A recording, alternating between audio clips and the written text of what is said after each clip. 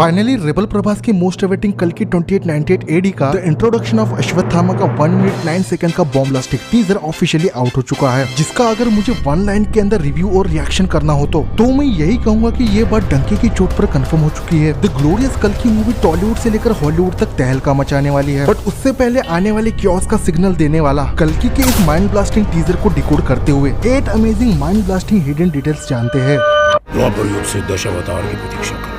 द्रोणाचार्य का पुत्र Ashwatthama.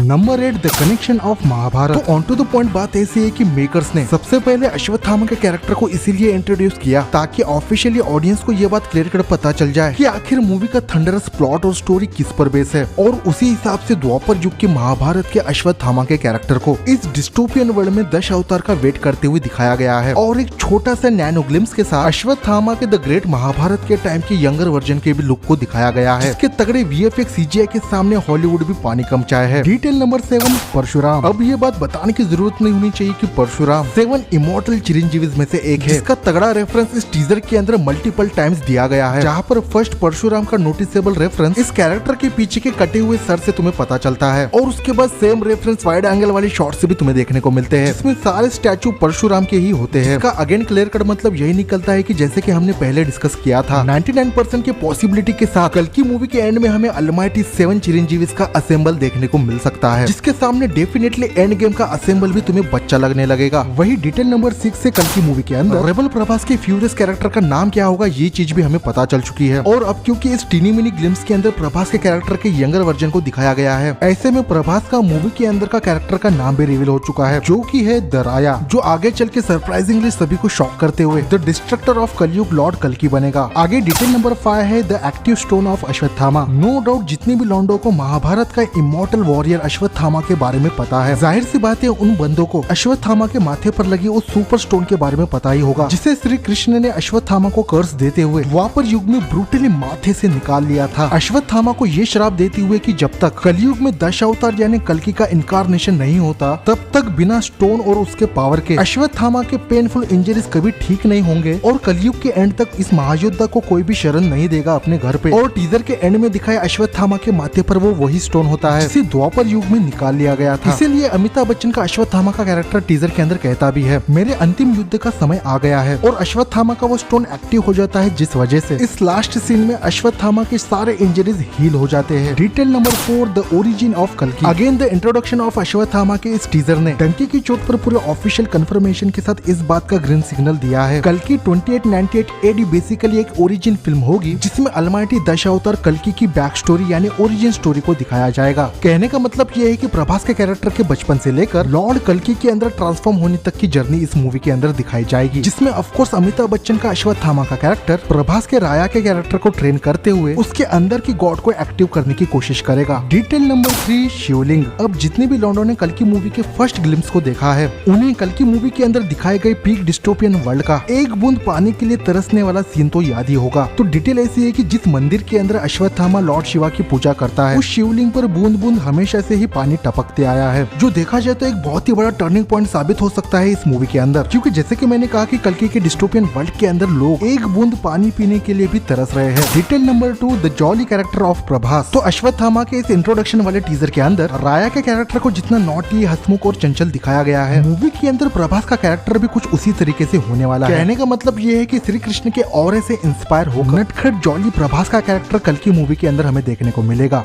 Finally detail number 1 Dashavatar. अब अश्वत्थामा के इस गूज़बम्प देने वाले टीजर को देखने के बाद किसी बंदे को ये नहीं पता कि आखिर दशावतार क्या भला की चीज है। तो जैसे कि टीजर के अंदर अश्वत्थामा ने कहा था, वो दशावतार के आने के बाद और फाइनल बैटल लड़ने के बाद श्री कृष्ण के दिए हुए इमॉर्टलिटी के कर्ज से पूरी तरीके से आजाद होगा। ऐसे में दशावतार कोई और नहीं बल्कि भगवान विष्णु का 10th लास्ट अवतार लॉर्ड कल्कि है, जिसकी एग्जिस्टेंस इस मूवी के अंदर 2898 AD के अंदर होने वाली है, और तब जाके अश्वत्थामा के साथ बाकी के सारे 7 चिरंजीवीज एक साथ असेंबल होकर लॉर्ड कल्कि के साथ मिलकर the God of dark world कली के साथ बैटल करेंगे। तो ये थे 8 माइंड को ब्लास्ट कर देने वाले द इंट्रोडक्शन ऑफ अश्वत्थामा का माइंड ब्लोइंग टीजर के हिडन डिटेल्स, जो लिटरली गूज़बम्प के भी रोंगटे खड़े कर दे। अब मेरा समय आ गया है, मेरे अंतिम युद्ध का समय आ गया।